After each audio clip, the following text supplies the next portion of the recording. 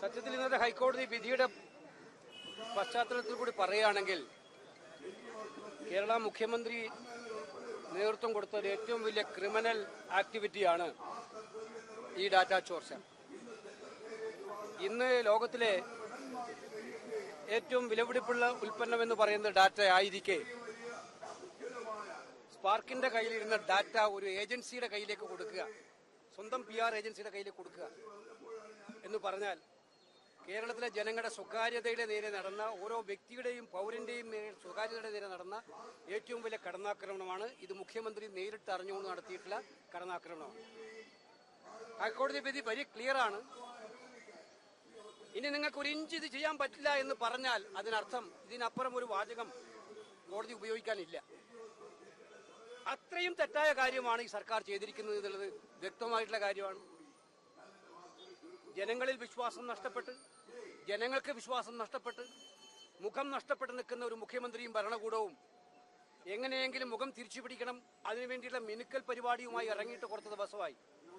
പക്ഷെ അതിന് പാവപ്പെട്ടവന്റെ സ്വകാര്യതയെ ബലിയാടാക്കുന്ന ഈ ക്രൂരകൃത്യം കേരളം ഒരിക്കലും പ്രതീക്ഷിക്കുന്നതല്ല. അങ്ങനെ അവന്റെ സ്വകാര്യതയെ കൂടി ബലിയാടാക്കുന്ന ക്രൂരകൃത്യത്തിനാണ് മുഖ്യമന്ത്രി നേതൃത്വം കൊടുത്തത്.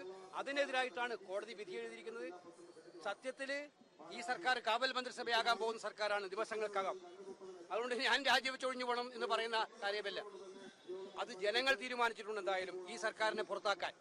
പക്ഷേ ഓരോ ദിവസം കഴിയും തോറും വികൃതമായിട്ട മുഖവുമായിട്ട് നിൽക്കുന്ന ഒരു മുഖ്യമന്ത്രിയാണ് കേരളം കാണുന്നത്. ഇന്നത്തെ കോടതി വിധിയോടുകൂടി അത് ഒന്നുകൂടി വ്യക്തമായിരിക്കുകയാണ്.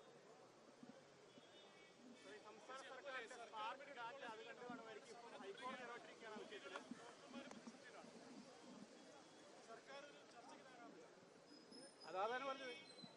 ആശാ വർക്കർമാർ സമരം ചെയ്തപ്പോൾ ചർച്ചയില്ല, ഡോക്ടർമാർ സമരം ചെയ്യുമ്പോൾ ചർച്ചയില്ല, തൊഴിലുറപ്പ് തൊഴിലാളി സമരം ചെയ്താൽ ചർച്ചയില്ല, വിലക്കയറ്റത്തിനെതിരായി സമരം ചെയ്താൽ ചർച്ചയില്ല. ഇത് വൺ സൈഡഡ് സർക്കാരാണ്.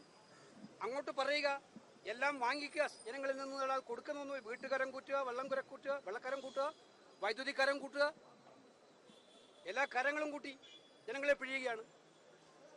അപ്പൊ ആ ഒരു ഭാഗത്തേക്ക് മാത്രം ചിന്തിക്കുന്ന സർക്കാരാണ്.